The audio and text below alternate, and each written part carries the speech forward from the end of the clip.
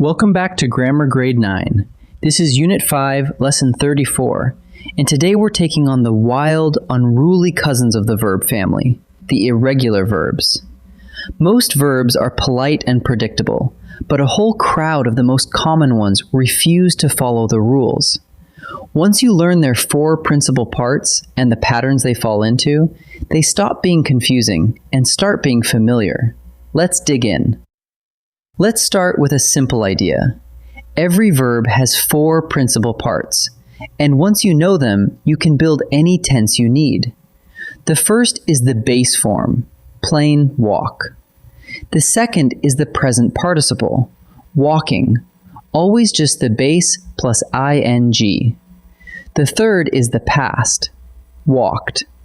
And the fourth is the past participle, the form you use with a helper. And for walk, it's also walked.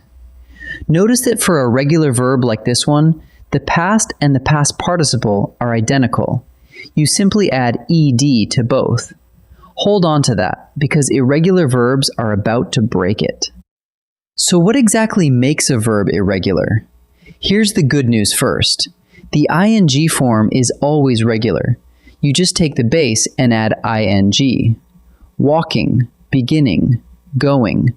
No surprises there, ever. The trouble is only with the past and the past participle, which in an irregular verb refuse to follow the tidy ed rule. And the champion of irregulars is the little verb be. Watch how far it wanders. Its present participle is being, its past is was or were, and its past participle is been. Nothing about that is predictable. You simply learn it. In fact, that's the key to the whole lesson. Irregular verbs are learned best by grouping them into patterns. Our first group is the laziest of all, verbs that barely change. With these, the base, the past, and the past participle are all exactly alike. Cut, cut, cut. Put, put, put. Hit, hit, hit. Whether it happened today or years ago, the word never budges. The second group changes once and then stops. The past and the past participle are the same as each other, even though they differ from the base. Bring becomes brought and stays brought.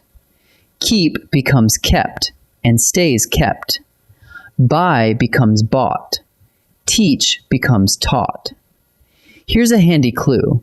When a past form ends in ought or ought, you can usually just reuse it as the participle. The next group is the one people picture when they hear the word irregular, verbs that change their inner vowel as they move through time. The vowel marches from I to A to U, one step for each principal part. Listen to the music of it. Begin, began, begun. Sing, sang, sung. Drink, drank, drunk. Ring, rang, rung. A closely related group instead adds the ending en to the past participle. Break becomes broke, and then broken. Choose becomes chose, and then chosen. Speak becomes spoke, and then spoken. Say them out loud, and your ear will start to feel where the vowel shifts and where that en clicks on. Here's a satisfying little family because it rhymes with itself. In the past tense, it ends in ew, and in the past participle, it ends in own. Grow, grew, grown. Know, knew, known. Throw, threw, thrown. Blow, blew, blown. Once you hear that ew, then own swing, you'll recognize the whole set. And finally, a couple of verbs follow no pattern whatsoever. You simply have to know them. Go becomes went and then gone. There's no logic linking those forms. And be, our champion, gives us was and been. For these last two, don't hunt for a rule. Just commit them to memory. Now for the mistake this whole lesson is really trying to prevent. Both participles, the present and the past, always need a helping verb beside them. The past participle in particular pairs with have, has, or had. Say it the right way. I have gone to the lake. That's perfect because gone is the past participle and it's leaning on have. But listen to this very common slip. I have went to the lake. That sounds wrong the moment you hear it, and here's why. Went is the past form, and the past form should never write along with have. The fix is simple. After a helping verb, always reach for the past participle.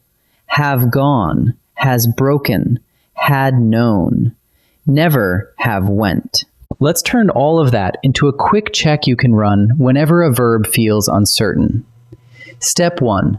Is the verb standing alone, describing something that already happened? Then use the plain past form. She sang. They went. Step 2. Is there a helper in front of it, like have, has, or was? Then switch to the past participle. She has sung. It was broken. And step 3. If you're ever unsure, just call up the verb's 3 principal parts and pick the one that fits. Learn each verb as a little trio.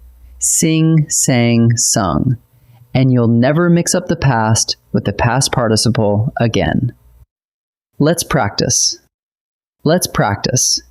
In this first set, I'll give you a sentence with a blank, and you choose the correct form of the verb. Watch closely for a helping word, like has or had. It changes everything. Pause the video and try each one before I reveal the answer. She has blank the whole cake, from the verb eat. There's a helper here, has. So we need the past participle, not the plain past. The past is ate, but the past participle is eaten. So the answer is eaten. The bell's blank at exactly noon, from the verb ring. Look, there's no helping verb in sight, so we want the simple past. That's rang. Rung is the past participle, and it would need a helper like had. Here, the answer is rang.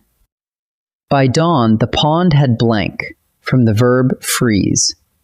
The word had is a helping verb, so it calls for the past participle. The simple past is froze, but with had, we need frozen. The answer is frozen. In this second set, each sentence is already written out.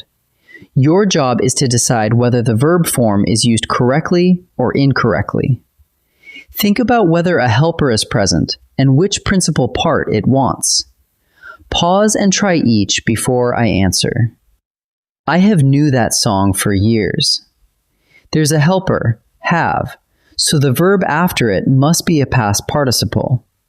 But knew is the simple past. The participle we need is known. Because the wrong form is used, this one is incorrect. The committee chose a new name last spring. Is there a helping verb here? No, the verb is standing on its own, describing something finished. That calls for the simple past, and chose is exactly that. So this sentence is correct. She had threw the ball too far. The word had is a helper, so it needs the past participle, thrown. But the sentence uses threw, which is the simple past. That mismatch makes it incorrect. Let's gather everything up. Every verb has 4 principal parts: base, present participle, past, and past participle. And while regular verbs just add ed, irregular verbs form the past and the past participle in their own surprising ways. The smart move is to learn them by pattern. Some never change, like cut. Some repeat one form, like kept. Some shift a vowel, like sang and sung. Some add en, like broken. And some swing from EW to own, like grown. And never forget the golden rule of the helping verb. Say I have gone, never I have went. Learn each verb as a trio, and every tense will fall right into place. I'll see you in the next lesson.